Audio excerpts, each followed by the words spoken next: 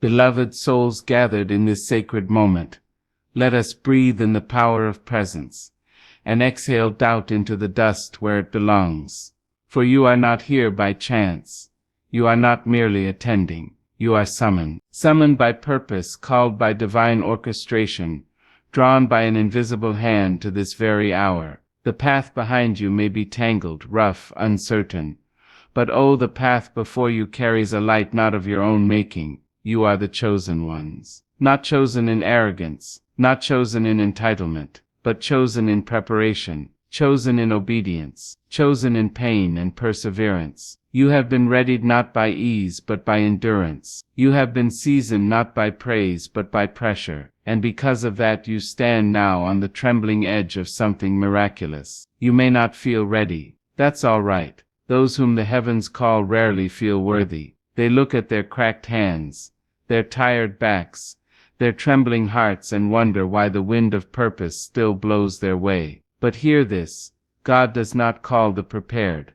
God prepares the called. So when the door opens, even if it creaks with the rust of your doubts, walk through it. You may see no audience on the other side, no spotlight, no thunderous applause. But miracles do not arrive dressed in grandeur. Miracles are quiet like the early morning. They tiptoe in on the heels of obedience. They whisper to the soul that says, "Yes, Lord, send me." And that soul, my beloved, is you. Look around you. In this room, this sanctuary of hope and resilience, you are seated among warriors. Not the kind that wield weapons, but those who wield wisdom. Those who fight with love. Those who resist despair with an unyielding faith that tomorrow holds better. You are the dream of generations, the answer to long-forgotten prayers, the fruit of sacrifices made by those who never knew your name, but knew your necessity. And though the world may tremble, though shadows stretch long across the valleys of life,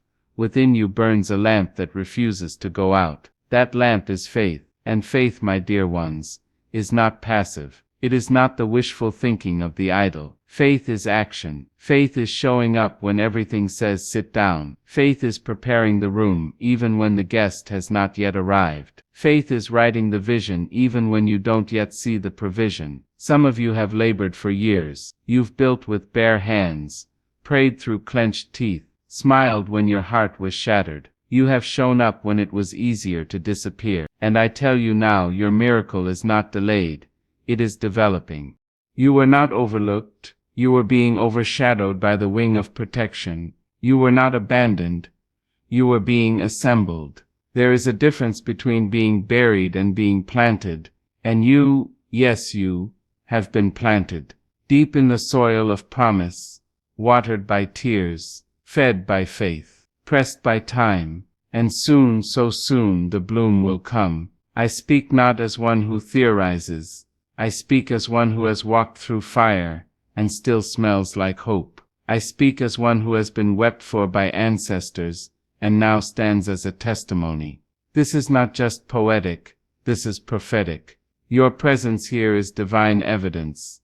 You have survived all that tried to end you. You have risen after every fall. You have been laughed at, dismissed, overlooked, and still you breathe. Still you rise. Not out of defiance, but out of design.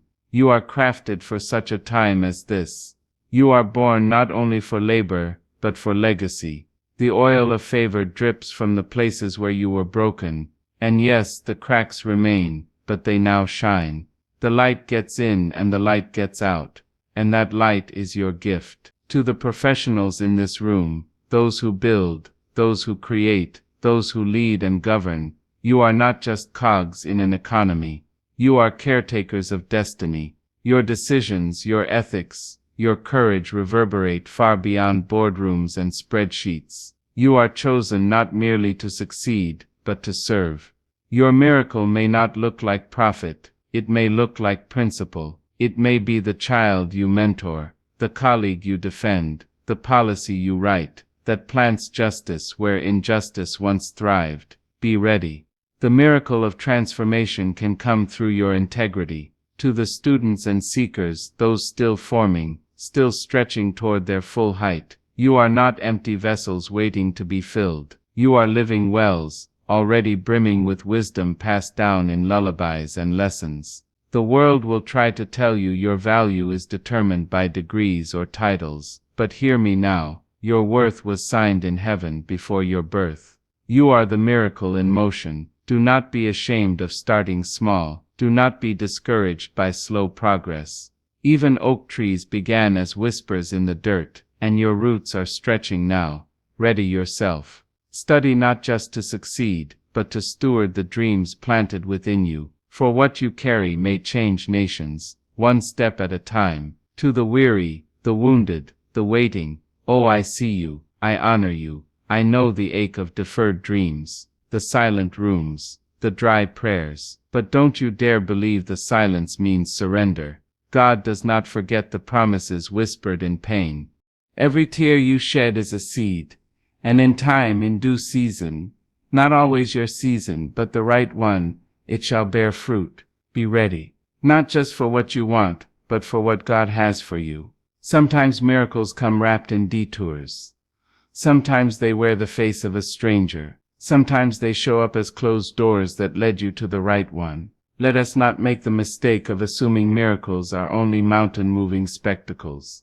No, sometimes the greatest miracle is waking up with joy after years of sorrow. Sometimes it is forgiving the unforgivable. Sometimes it is finding your voice after decades of silence. And sometimes it is simply still believing when there is no visible reason to.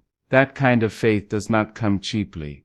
That kind of miracle does not shout, it whispers. It abides. It grows in the dark. Be ready. Be tender. Be brave. You must live expecting, not passively but intentionally.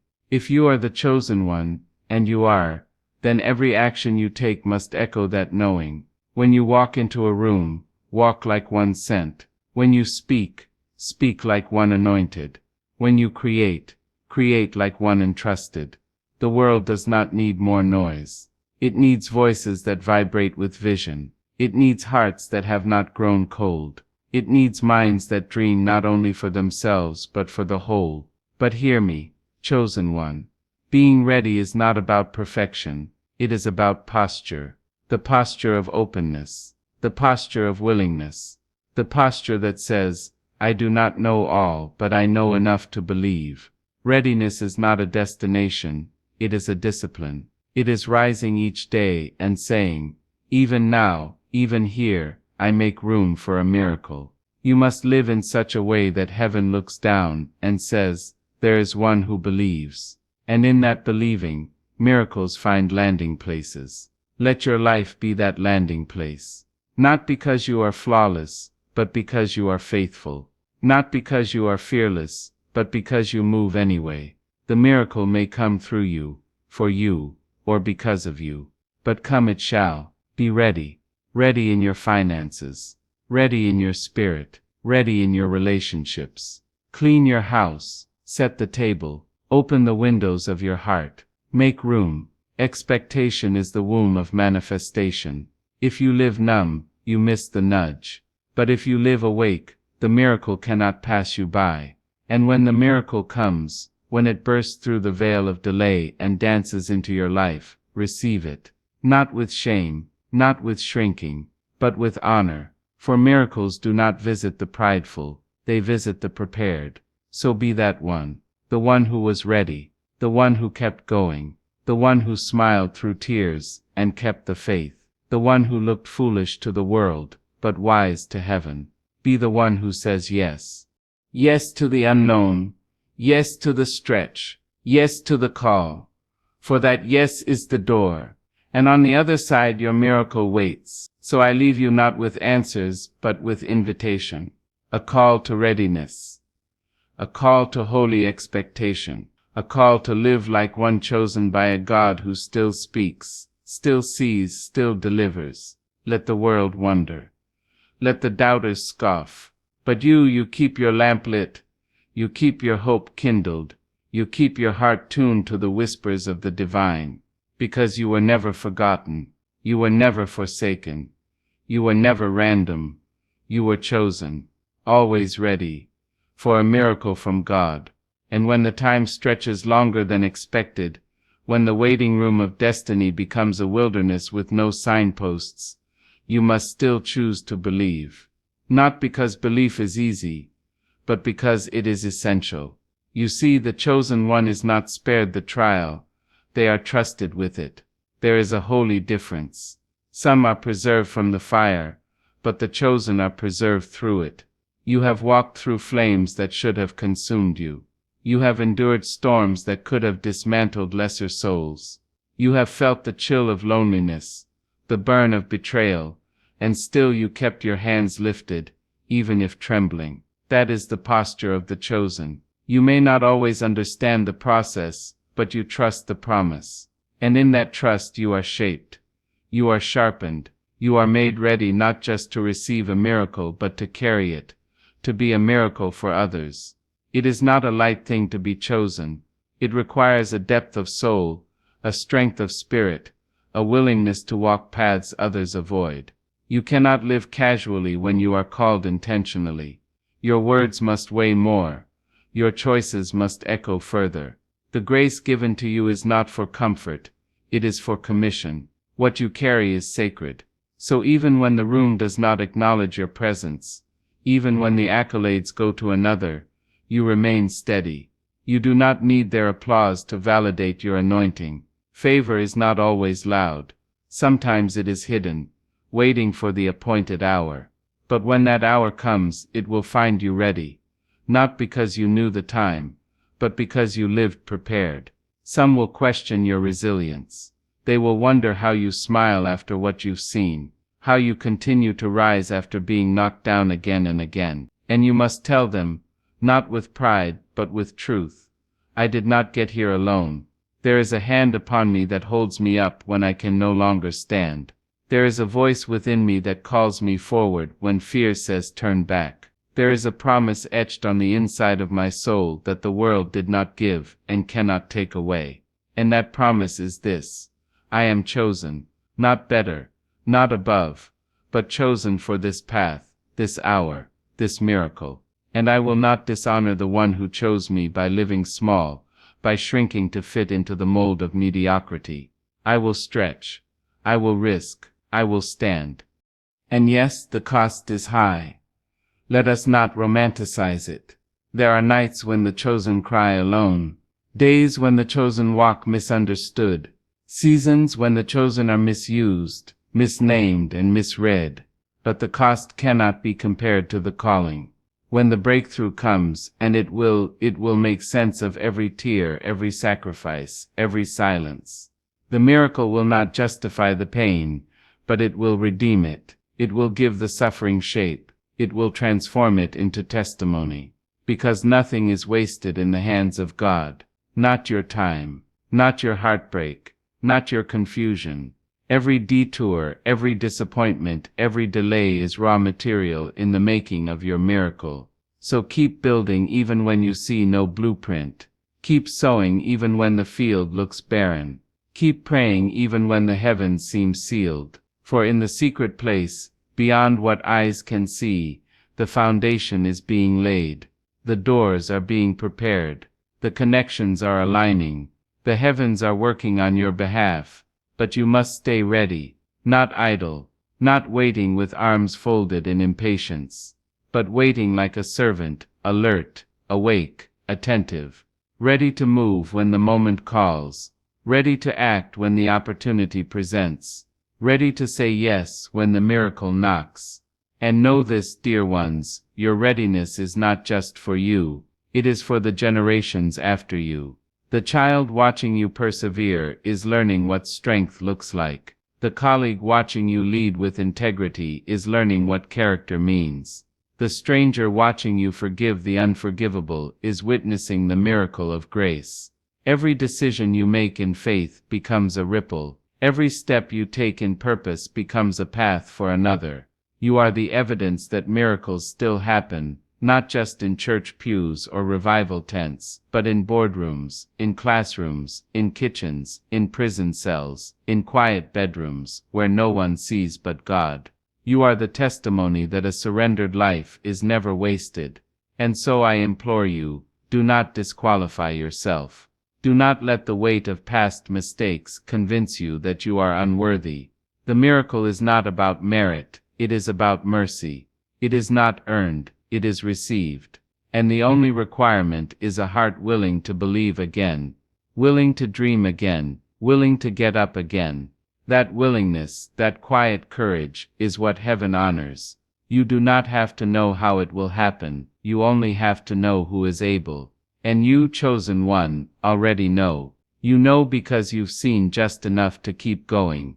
You've heard just enough to keep believing. You've felt just enough to know that something greater still waits ahead. Let your life be loud with expectation. Let your walk be steady with conviction. Let your eyes stay lifted, even when the valley surrounds you. And when you feel weak, when you feel the ache of delay pressing hard, remember this: the enemy of your soul would not fight so hard if your future were not worth it. The battle is confirmation, not condemnation. It is evidence that you are on the right path, so don't be distracted, don't be seduced by shortcuts. Don't be lured by temporary comfort. Stay the course. Stay ready. The miracle is not just what happens to you, it's what happens in you. It's the becoming, not just the arriving. It's the refinement, not just the reward. You must learn to live with a yes in your spirit, even when your mouth is silent. A yes that endures trials. A yes that survives heartbreak. A yes that outlives fear. That yes is your weapon. That yes is your light. That yes is your preparation for the miracle. And when the yes and the moment meet, oh, the heavens rejoice. Chains break. Doors open. Lives change. Not because of your strength, but because of your surrender. That is the paradox of the chosen. They lead by yielding. They win by worshiping. They rise by releasing what they cannot control, and trusting in what they cannot yet see. This is your time. Not someday. Not when everything lines up. Not when others finally see what's in you. But now. Today. This moment. Live like it. Walk like it. Speak like it. Refuse to bow to fear, to shame, to doubt. Refuse to dim your light, to make others comfortable.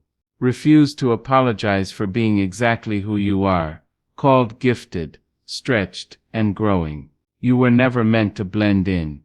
You were born to blaze trails, to break cycles, to birth visions that others only dreamed of. So do not mimic. Do not perform.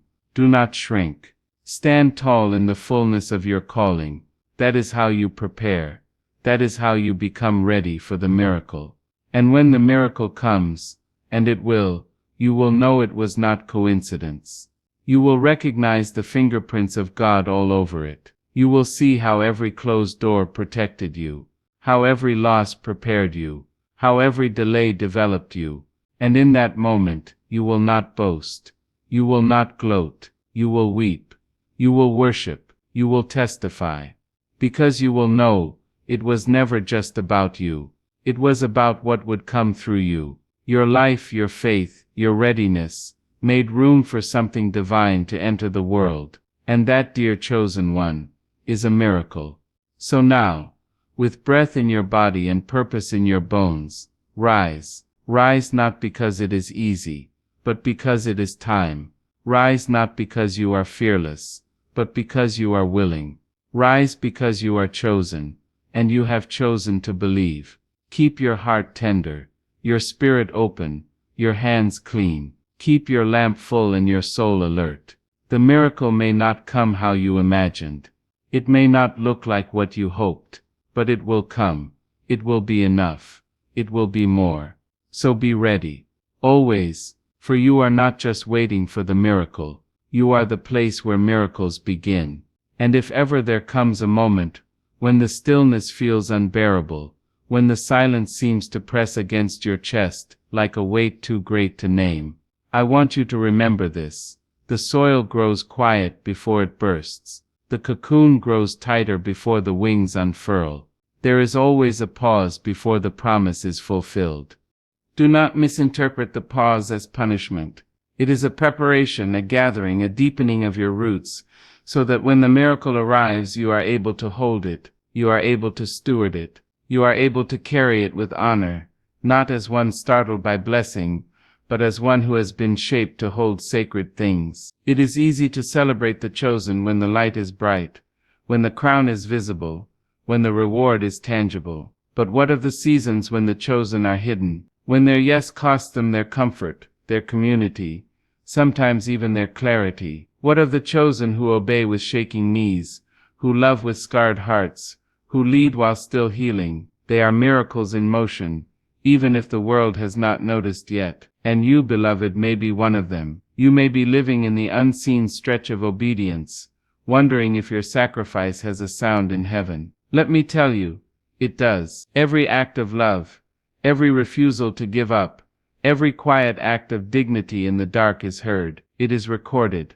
It echoes through eternity. You are not forgotten, and I know some of you have grown weary. Your readiness feels like a burden. You have prayed and fasted, spoken and waited, served and sown. You've walked uprightly. You've tried to do everything right, and still the miracle seems to tarry. Still the breakthrough hasn't arrived. But hear me, miracles are not bound to human timetables. They operate in divine rhythm, flowing not from our clocks, but from God's covenant. And what He has spoken over your life is not voided by delay. Delay is not denial. Absence is not abandonment. When you are chosen, even the waiting is holy. Some of you are carrying dreams that feel too heavy, too big, too impossible. And perhaps they are. Perhaps they are bigger than your own capacity, because they are not meant to be fulfilled by your strength alone. The miracle is not always in the dream coming true. It is in the way the dream grows you, stretches you, transforms you. It is in the becoming, the refining, the relentless hope that teaches your soul to reach when there's nothing visible to hold. That is where God does the deepest work, not in the arrival, but in the becoming. So do not despise your process. Do not curse the ground just because it hasn't yet yielded fruit. There is something sacred in the tilling, in the waiting, in the sowing without sight. Every chosen one must learn to live by a rhythm the world does not recognize. It is the rhythm of trust, the beat of expectation, the pulse of hope. You dance to a divine drum, one that does not falter even when your faith wavers. And that rhythm, steady, holy, true, will carry you through the shadows and into the shine. But you must keep moving. You must keep saying yes. You must keep preparing as though the miracle were already en route. I speak now to the leaders in this room, those who have been entrusted with influence, platforms, power, whether in government, education, ministry, business, or the home. You are not merely building for the present, you are laying foundation for the future. Your readiness must be generational. You must think beyond your own lifetime. You must make decisions with legacy in mind. It is not just about what you gain, it is about what you leave. The miracle may be a policy that frees the voiceless, a law that brings dignity to the overlooked, a scholarship that opens the world to a child whose ancestors were never allowed to dream. Miracles wear many faces, but they all require hands that are ready, hearts that are open, minds that are rooted in vision, not vanity. To the parents and caregivers, to those who labor in silence and love without limits, do not underestimate your call. The miracle you are preparing for may be walking around your kitchen on small feet. It may be listening to your lullabies, learning from your prayers, absorbing your resilience. You may not see the fruit of your sacrifice in your own lifetime, but heaven sees, and heaven honors. You are shaping destiny. You are covering greatness. You are planting the seeds of miracles yet to blossom. Stay faithful. Stay gentle. Stay expectant. And to those who feel unqualified, too bruised, too broken, I speak to your soul now. Healing is not the opposite of readiness. Healing is part of it. You do not need to be whole to be willing. You only need to be open. Some of the greatest miracles are born through wounded vessels, because a cracked vessel allows the light to shine through. So bring your brokenness, bring your ache, bring your flaws and your failures. There is room for them here. There is use for them here. Your story is not a hindrance to your miracle. It is the container that will hold it. So rise in hope, not because you see the end, but because you trust the one who holds it. Rise with conviction, not because everything is clear, but because your yes has already made room for what is coming. Rise with reverence, not because the road is smooth, but because the journey is sacred. Every step you take in faith reshapes the atmosphere around you. Every breath you breathe in trust shifts the future. You are not only preparing for the miracle, you are the preparation. Your life is the altar. Your faith is the fire. And when that offering rises, the heavens respond. Let us then live as those who expect something greater. Let us speak with intention. Let us give generously, love radically, serve humbly, forgive quickly, and hope fiercely. Let us stop asking whether we deserve the miracle, and start asking how we can be ready for it. Let us not postpone our joy until we see the outcome. Let us praise in the process, dance in the delay, sing in the silence. Because joy itself is a miracle, and the chosen one must be fluent in joy, even when the world has gone gray. That joy is not denial, it is defiance. It is the holy act of saying, even if I do not see it yet, I know it's on the way. Even if I walk through the valley, I will not set up camp there, I will pass through. Because I am chosen, and because I am chosen, I am always ready for a miracle. And when at last you hold what you've prayed for, when the miracle kisses your hands and the tears fall freely, remember to turn back. Remember to lift your eyes and say thank you. Do not rush past the blessing. Do not hoard the moment. Share it. Tell the story. Give glory. For the miracle is not just the answer, it is also the invitation to deeper faith, to greater surrender, to higher purpose.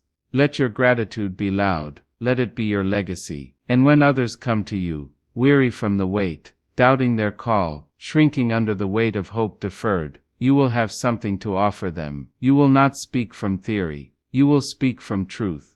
You will be able to say, I've been there, I've wondered, I've wept. But I stayed ready, and now look what the Lord has done.